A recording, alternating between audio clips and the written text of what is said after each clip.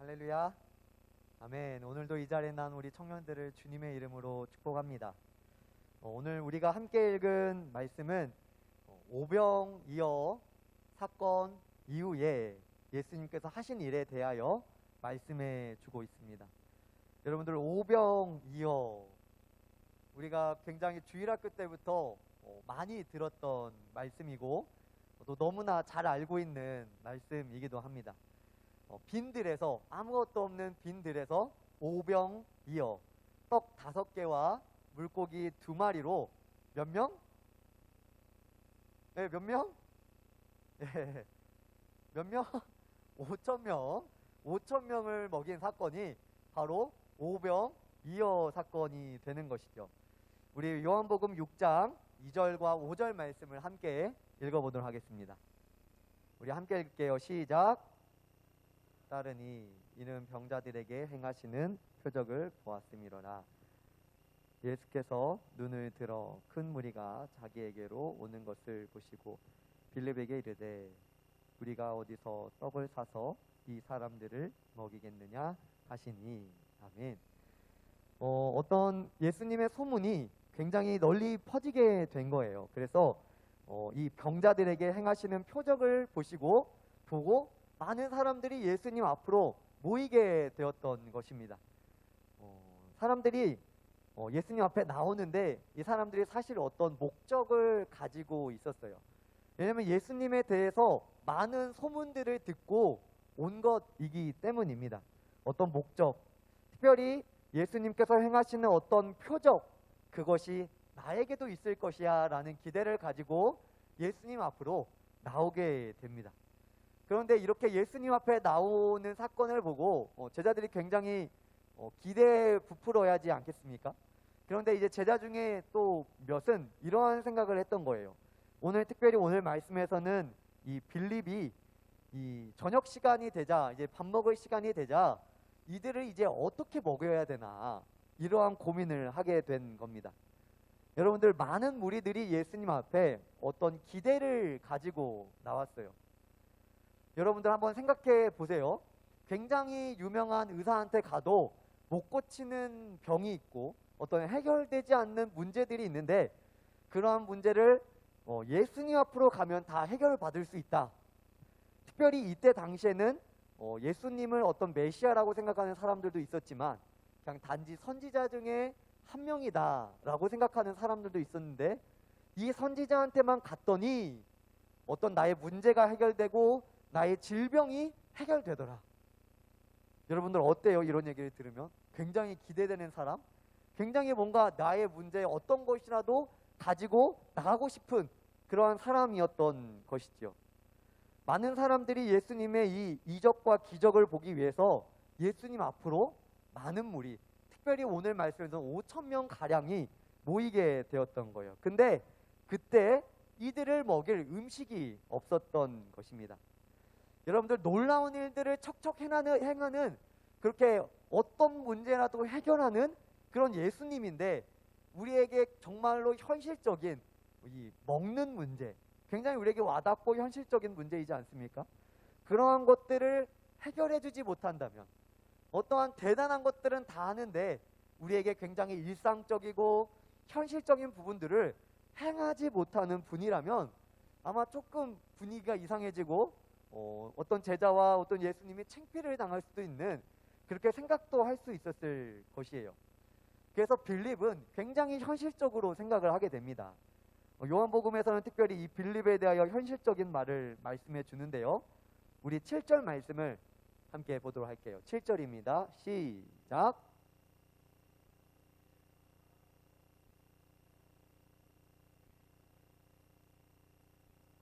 아멘. 빌립이 생각을 해본 거예요. 지금 갖고 있는 것을 가지고 이것을 나누어 줬을 때 얼마나 부족한지를 계산을 하게 된 거죠. 빌립이 말합니다. 200데나리온의 떡이 부족합니다. 굉장히 계산적으로 빨리빨리 돌아갔던 사람이었던 것 같아요. 또 누가복음에서는 제자들이 무리들로 하여금, 이 모인 무리들로 하여금 가까운 마을, 촌으로 보내서 먹게 하자, 이렇게 말을 하고 있습니다. 누가복음 9장 12절 말씀이에요. 우리 함께 읽어볼게요. 시작. 날이 저물어 가매 열두 사가 나와 여짜오되 무리를 보내어 두루 마을과 촌으로 가서 유하며 먹을 것을 얻게 하소서. 우리가 있는 여기는 빈들이니이다. 아멘. 열두 사도들이 누가복음에서는 이곳이 여기가 빈들입니다. 그러니까 아무것도 먹을 것을 구할 수가 없는 곳이다라는 거예요. 그래서 사람들이 이제 모였고 저녁 시간이 됐으니까 각자 흩어져서 먹게 합시다라는 거였어요. 여러분들 우리가 먹고 마시는 문제, 굉장히 현실적인 문제이지요. 이 현실적인 문제 앞에서 사실 이 제자들이 제시했던 게 결국 그렇게 나쁜 의견은 아니었습니다. 사람들로 하여금 가까운 데 가서 각자 사 먹게 하는 것, 별로 그렇게 나쁜 의견은 아니었던 것 같아요. 그러나 예수님께서는 그 자리에서 어린아이 한 명이 가져오는 이 오병이어를 가지고 축사하시고 무리들에게 나눠주게 되죠. 그래서 몇 바구니가 남았죠? 따라합니다. 12바구니. 네, 아마 잘 알고 있죠? 예, 오병이어 사건. 12바구니가 남게 됩니다. 여러분들 굉장한 이적이었어요. 굉장히 놀라운 기적과 같은 일이 벌어진 거예요, 여러분들. 여러분들 우리의 어떤 현실적인 부분들, 먹고 마시는 굉장히 현실적인 부분까지도 채워주는 놀라운 일을 행할 뿐만 아니라 정말로 우리에게 현실적인 피부에 와닿는 현실적인 문제들도 다 해결해주는 예수님임을 보여준 것입니다. 여러분들 이때 당시에 사람들이 생각하는 이 메시아, 어떤 우리의 구주라는 것은 이들이 원했던 어떤 이러한 현실적인 문제들을 해결해주고 바꿔주는 사람을 많은 사람들이 원했어요. 특별히 이 당시에 어떤 현실적인 문제들이 있었느냐, 이 이스라엘 민족 가운데 이 로마의 어떤 정치적인 사회적인 지배와 다스림을 받고 있었던 때였습니다. 그래서 어떤 이스라엘의 왕이 있는 것이 아니라 사실은 로마 총독, 로마 왕이 있었고 그 아래 총독으로 다스림을 받고 있던 시대가 지금 예수님이 살고 있던 이러한 시대였죠. 이런 사람들에게 있어서 참 평화를 누리기 위해서는 어떤 것을 구할까요? 어떤 이 로마로부터 독립, 이 로마로부터 벗어나는 것, 이것을 굉장히 열망을 하고 있었던 거예요, 사람들 안에. 그리고 메시아가 오면 이것들을 해결해 줄 거다 라는 것이었죠. 이것이 굉장히 현실적인 문제였던 거예요. 그래서 이것을 원하고 이러한 문제를 해결해 주는 메시아를 원했죠. 이들이 그토록 원하고 있던 이스라엘의 참 평화, 이러한 현실적인 정말로 피부에 와닿는 문제도 해결해 주기를 원했던 메시아를 원했던 거예요. 그런데 지금 오늘 오병이어 사건에서 어떤 일이 벌어졌습니까? 굉장히 현실적인 문제가 해결이 된 거예요. 굉장히 우리가 원하는 것들을 시원하게 해주는, 마음을 정말로 시원하게 해주는 일이 예수님을 통하여 벌어진 것입니다. 정말로 소문 들었던 그 메시아와 같은 사람이 예수님이구나 라는 생각을 사람들이 하게 되었던 것입니다. 이제 사람들은 예수님을 왕으로, 임금을 삼으려고 합니다. 우리 15절 말씀을 함께 읽어봅니다. 우리 15절 우리 크게 한번 읽어봅니다. 크게 시작. 예수께서 그들이 와서 자기를 억지로 붙들어 임금으로 삼으려는 줄 아시고 다시 혼자 산으로 떠나가시니라. 아멘. 여러분들, 사람들이 예수님을 뭘 삼으려고 해요? 왕, 임금을 삼으려고 해요. 근데 예수님은 어떻게 하셨어요? 그 자리를 떠나세요. 사람들이 막 환호했을 거예요. 막 예수님이 막 기적을 행할 뿐만 아니라 막 먹이시는 것도 너무나 풍성하게 12바구니나 남게 풍성하게 먹이시는데 사람들이 엄청 환호하고 기뻐했을 것입니다. 그래서 이 예수님을 임금 왕으로 삼으려고 하는 거예요. 근데 이상하게도 예수님이 그 자리를 떠나세요. 예수님은 이 백성들의 의도와 그 마음을 잘 아셨죠. 여러분들 혹시 어떻게 생각하나요? 여러분들이 믿고 있는 예수님을 어떻게 생각하나요? 여러분들, 예수님께서는 정말로 우리의 현실적인 부분까지 책임져 주시는 분임을 믿으십니까? 여러분들이 그토록 고민하고 있고 막 지금 씨름하고 있는 어떤 뭐 취업의 문제, 뭐 학업의 문제, 뭐 기타 관계의 문제, 물질의 문제, 정말로 우리에게 와닿는 그 어떤 문제라도 예수님이 해결해 주실 것을 여러분들 믿으십니까? 할렐루야. 여러분들, 우리의 믿음의 대상, 우리의 예배의 대상이 예수님임을 우리 모두가 믿을 거예요. 그런데 때로는 우리의 현실과는 조금 거리가 먼, 내가 원하는 것과는 조금은 거리가 먼 그런 예수님으로 우리가 예수님을 믿고 있지는 않은가. 어느샌가 우리가 계속적으로 예배는 드리고 있지만 여러분들이 하는 기도나 또한 기도의 응답이 더딤을 통하여 우리가 예수님을 자꾸만 기대하지 않고 예수님께 기대는 걸 하지 않고 의지하지 않고 있지는 않은가라는 것이에요. 그런데 그럼에도 불구하고 오늘 말씀을 통하여 우리가 분명하게 보는 것은 우리의 굉장히 현실적인 먹고 사는 문제까지도 예수님은 모든 것을 해결해 주고 계신다라는 거예요. 여러분들이 원하는 것, 여러분들의 취업, 여러분들의 진로, 여러분들의 앞으로의 많은 문제들 예수님께서 알게 해주시고 해결해 주시면 얼마나 좋겠어요. 그렇죠? 좋지 않습니까? 이런 것들을 해결해 주시면 아마 이런 청년들도 있을 거예요. 예수님 이것만 해주시면, 정말로 이 문제만 어떻게 내가 원하는 대로 해주시면 내가 더 잘 믿을게요. 내 예수님 뭘 해볼게요. 아마 이런 청년들도 있을 거라고 생각이 됩니다. 하지만 오늘 말씀에서는 백성들의 원함과 어떤 필요를 다 채워주시지만, 그래서 너무나도 우리의 마음을 잘 알고 우리의 마음을 시원하게 해주는 예수님이지만, 그들이 어떠한 의도를 가지고 예수님을 왕 삼으려고 임금을 삼으려 하자 예수님께서는 자리를 피하세요. 여러분들, 예수님께서는 사실 이 땅의 왕으로 오셨습니다. 요한복음 1장 49절에 나다니엘도 예수님께 이런 말을 합니다. 우리 요한복음 1장 49절 함께 읽어봅니다. 시작. 하나님의 아들이시요 당신은 이스라엘의 임금이로소이다. 아멘. 잠깐만요. 이 49절에 보면 마지막에 뭐라고 말하죠? 당신은 이스라엘의 임금이로소이다. 당신은 이스라엘의 왕입니다. 이렇게 나다니엘이 고백하고 있는 거예요. 여러분들, 예수님은 우리의 왕으로 오셨습니다. 할렐루야. 이걸 믿으십니까? 여러분들, 이걸 믿으셔야 돼요. 예수님이 우리의 왕임을 우리는 굳건하게 믿어야만 합니다. 요한복음에서는 이 외에도 예수님은 누구인가, 저번 주에도 설교했듯이 이 에고에임이 나는 멋멋이다 라는 정체성에 대해서 굉장히 많이 말하고 있고, 저번 주에는 예수님은 생명이시다, 영생이시다에 대해서 얘기했지만, 오늘 우리가 말하고자 하는 거는 예수님은 왕이시다 라는 거예요. 왕이시다.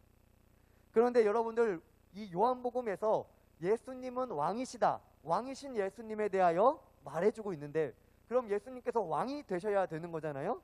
그런데 오늘 오병이어 사건에서는 그 말 그대로 예수님을 왕 삼으려고 하는데 예수님께서 자리를 피하고 계신다라는 거를 말씀을 통해서 볼 수가 있는 거예요. 자, 우리가 다른 말씀을 통해서도 함께 봐봅시다. 예수님을 왕이라고 계속 말하고 있어요. 요한복음 12장 13절 15절입니다. 우리 함께 읽어봅니다. 시작.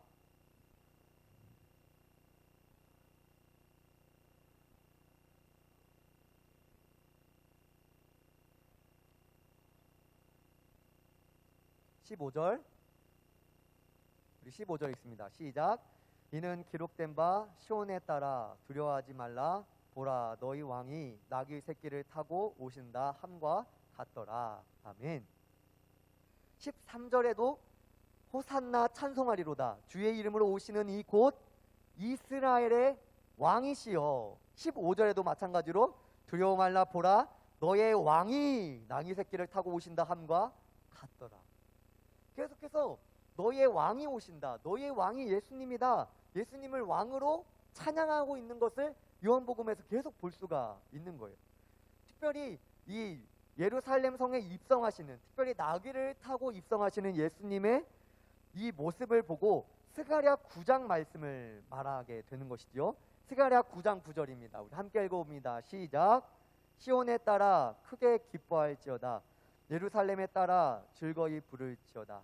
보라, 내 왕이 내게 임하시나니 그는 공의로우시며 구원을 베푸시며 겸손하여서 나귀를 타시나니 나귀의 작은 것 곧 나귀의 새끼니라.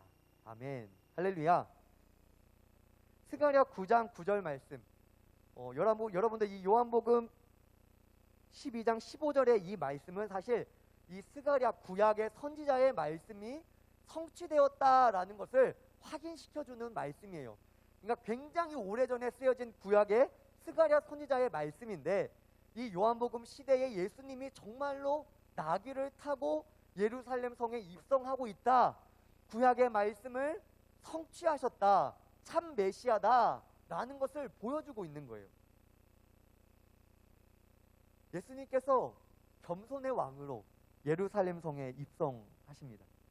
이후에도 여러분들 빌라도가 이제 예수님을 신문하면서 이렇게 물어보죠.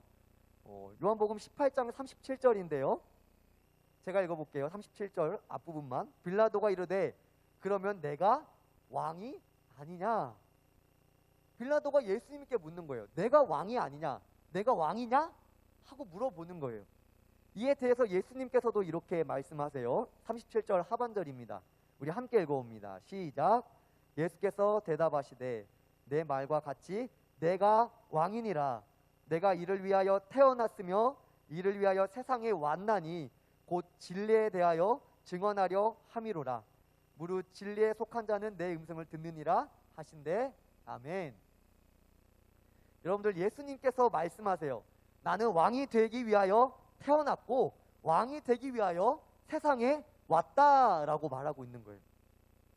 여러분들, 예수님이 누구라고요? 크게, 예수님이 누구라고요? 왕. 예수님이 왕이라고요. 예수님이 왕으로 되시기 위하여 태어났고 지금 이 세상에 왔다라는 것을 말씀하는 거예요. 자, 그러면 여러분들, 우리가 생각해 볼 게 있어요. 오병이어 이후에, 사건 이후에 굉장히 놀라운 기적을 받고 백성들의 환호를 받는 이때에 백성들 모두까지는 아니죠. 5,000명, 그 자리에 있던 5,000명이 동의를 하는 거예요. 정말로 예수님을 왕 삼으면 되겠다. 굉장히 다들 동의하며 박수를 치는 그때에 예수님께서 왕이 되지 않았다라는 거예요. 여러분들, 우리가 삶을 살다 보면 결과만 같으면 되는 거 아니야? 우리가 뭐 어떻게 어떻게 하든 결과만 잘 나오면 되는 거 아니야? 우리가 이렇게 생각할 수 있어요. 우리가 뭐 꿈을 꾸는데, 우리가 뭐 어떤 목표를 가지고 있는데 나는 뭐가 될 거야 라고 생각을 하는데, 그 과정에 있어서 어떻게든 되면 되겠지, 내가 그 꿈을 이루면 되겠지 라고 우리는 생각하며 삶을 살 수도 있어요. 또한 여러 가지 상황 가운데 그러한 일이 있을 수가 있죠. 그런데 오늘 말씀을 통하여 우리가 보고 싶은 것은 예수님께서 어떤 과정을 통하여 왕이 되셨고 어떤 때에 왕이 되셨느냐라는 거예요. 여러분들, 오병이어 사건 이후에 아마 예수님께서 정말로 왕이 되셨으면 백성들의 굉장한 환호를 받았을 것입니다. 왜냐하면 정말로 많은 기적과 이적을 행하고 많은 병든 자들이 고침을 받고 치유를 받고 많은 사람들이 심지어 우리의 굉장히 밀접해 있는 먹고 마시는 문제까지 해결해 주는 왕이었기 때문입니다. 그런데 예수님께서는 그렇게 하지 않으시고, 제가 정답부터 말씀드리면 하나님의 때와 하나님의 방법으로 왕이 되시는 길을 선택하십니다. 여러분들, 결국에 예수님께서 어떤 방법과 어떤 때에 왕이 되셨느냐, 말씀을 통하여 좀 보기를 원합니다. 요한복음 19장 19절입니다. 예수님께서 십자가에 달리시는 패 위에 있던 예수님의 죄명이기도 하며 빌라도가 그렇게 말했던 것이에요. 19절 말씀입니다. 함께 읽겠습니다. 시작. 빌라도가 패를 써서 십자가 위에 붙이니 나사렛 예수 유대인의 왕이라 기억되었더라. 아멘. 여러분들 예수님께서 어디서 왕이 되십니까? 따라합니다. 십자가. 어느 때에 왕이 되세요? 십자가를 질 때. 여러분들 예수님께서는 이 땅에 분명한 왕으로 오셨어요. 그리고 왕이 되기 위하여 태어나셨고 왕이 되시려고 이 세상 가운데 오셨습니다. 그런데 예수님께서는 그 왕으로의 입성 그 자체도 대단한 군마와 백마를 타고 입성하신 것이 아니라 나귀의 작은 것, 새끼 나귀를 타고 겸손의 왕으로 예루살렘 성에 입성하게 됩니다. 여러분들 우리의 삶의 어떤 결과를 우리가 이룰 수도 있을 거예요. 하나님께서 우리에게 주신 비전과 목표, 여러분들 스스로가 가진 어떤 비전과 목표가 있을 수 있을 거예요. 그런데 그것을 우리가 이룸에 있어서 중요한 것이 바로 이것입니다. 예수님께서 왕이 되셔야 하는데 분명하게 하나님의 방법과 하나님의 때가 있다라는 거예요. 할렐루야. 여러분들 우리가 인생을 살아가면서 여러분들이 직장을 갖고 어떤 인생길을 걸어가면서 여러분들이 놓치지 말아야 될 것은 하나님의 때와 하나님의 방법이 있다라는 거예요. 우리는 그 앞에서 예수님처럼 겸손하게 그 길을 걸어가야만 하는 것입니다. 하나님께서 내 인생의 왕이 되도록, 하나님께서 내 인생의 주관자, 나를 다스리시는, 나를 컨트롤하는 분이 될 수 있도록 여러분들은 그 자리를 하나님께 내어드려야 하는 것이에요. 아마 예수님께서 단지 인간적인 방법과 생각이셨다라면 백성들이 박수치고 환호할 때 왕이 되는 게 맞을 수도 있겠죠. 그런데 예수님의 방법, 하나님의 때와 하나님의 방법은 그렇지 않았던 것이에요. 여러분들 우리가 빠르게 무언가를 이룰지라도 내가 생각할 때는 정말 옳은 방법이 있고 많은 방법인데 그것으로 그렇게 이루려 하는 그것도 때로는 하나님의 방법과 하나님의 때와 거리가 멀 수 있다라는 것을 우리는 늘 기억해야만 합니다. 그러니 여러분들 우리가 오늘을 어떻게 살아가야 하나요? 성실하게 살아야 돼요. 그런데 어떤 결정과 어떤 것을 여러분들이 하고 진행하고 그 모든 과정 가운데 하나님 앞에 겸손해야 됩니다. 할렐루야.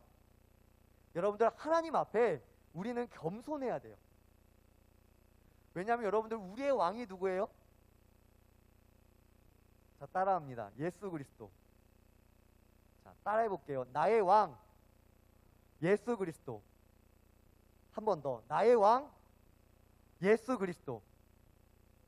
여러분들 나의 왕, 예수님이 나의 왕이라는 것은 내 인생의 모든 결정과 모든 진행되고 나타나는 모든 일들이 예수님 때문에 일어난 거예요. 예수님의 방법과 예수님의 때에 일어났다라는 거예요, 여러분. 이거 우리는 그것을 믿는 거예요. 그러니 예수님이 나의 왕인 거예요. 그런데 여러분들 우리가 자칫 잘못 생각하면 내 삶을 내가 계획하고 내 삶을 내 뜻대로 가고 내가 원하는 방법, 내가 원하는 결과로 우리가 갈 수 있다라는 거예요. 그런데 겸손한 사람은 나의 인생의 주인이, 나의 인생이 왕인 그것을 믿는 사람들은 겸손하게 어떻게 가냐면 기도하면서 그 길을 가는 거예요. 많은 사람들이 맞다고 인정하고 환호하고 박수치고 그때 그 길을 가고자 합니다. 그런데 여러분들 오늘 말씀을 통하여 우리가 예수님의 삶을 통해서 보면 예수님은 박수칠 그때가 아니라 사람들이 야유받는 그때에 십자가의 길을 걸어가는 것을 볼 수가 있죠. 사람의 영광을 위해서 그 길을 가는 것이 아니라 하나님의 영광과 하나님의 뜻만을 위하여 그 십자가의 길로 걸어가시는 거예요. 여러분들 우리가 겸손하길 원합니다. 할렐루야. 때로는 그것이 우리의 생각하는 방법과 어떤 모두가 동의하는 것과 다를 수 있어요. 그런데 분명히 하나님께서 하나님의 방법과 때에 따라 우리를 인도하시는 그 우리의 왕이신 예수님께서 우리를 다스리시고 우리를 인도하시는 것을 우리가 믿으면서 여러분들 겸손하게 여러분들의 길을 걸어가시기 바랍니다. 여러분들의 많은 결정과 선택을 여러분들 혼자 책임지고 여러분들은 혼자 그것을 감당하려 하지 말고 하나님 앞에 겸손하게 올려드리는 모든 청년들 되면 좋겠습니다.